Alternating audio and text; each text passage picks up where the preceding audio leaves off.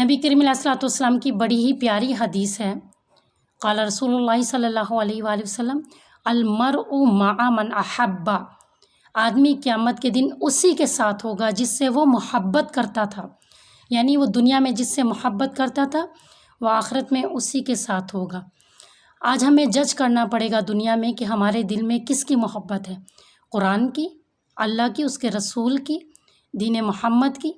ہمارے دل میں دنیا غالب ہے یا آخرت غالب ہے؟ ہمیں دنیا کی عیش و عشرت چاہیے یا دنیا کی محبت چاہیے یا آخرت کی محبت؟ اگر کہیں نہ کہیں ہمارا تعلق قرآن سے ہے، دین سے ہے، نبی پاک کی ذات سے ہے، شریعت سے ہے، حدیث اچھی لگتی ہے، قرآن اچھا لگتا ہے، ہمارے دل میں ہر وقت کہیں نہ کہیں اللہ کا خوف ہوتا ہے، تقوی ہوتا ہے، ایمان ہوتا ہے، تو مبارک ہو، ہم ایمان والوں کے ساتھ ہوں گے۔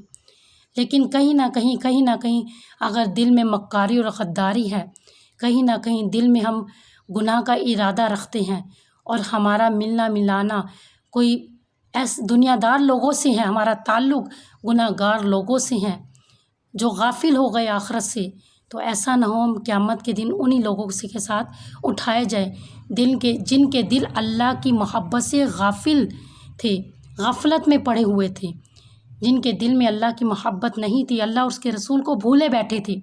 کہیں ہمارا تعلق ان لوگوں سے تو نہیں ہے جن کے دل غافل ہے محبت سے، اللہ اور اس کے رسول کی محبت سے غافل ہے؟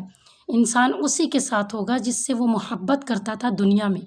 اگر آپ قرآن سے محبت کرتے ہیں تو آپ قرآن کو قبر میں بھی پائیں گے، کفن میں بھی پائیں گے، قبرستان میں بھی پائیں گے، آخرت میں بھی پائیں گے، اپنا ساتھی، بہترین رفیق قرآن مجید کو پائیں گے۔ اور اگر آپ کا تعلق دنیا سے تھا تو یہ دنیا آپ کا ساتھ نہیں دے گی، پھر آپ برباد ہو گئے، دنیا میں بھی اور آخرت میں بھی۔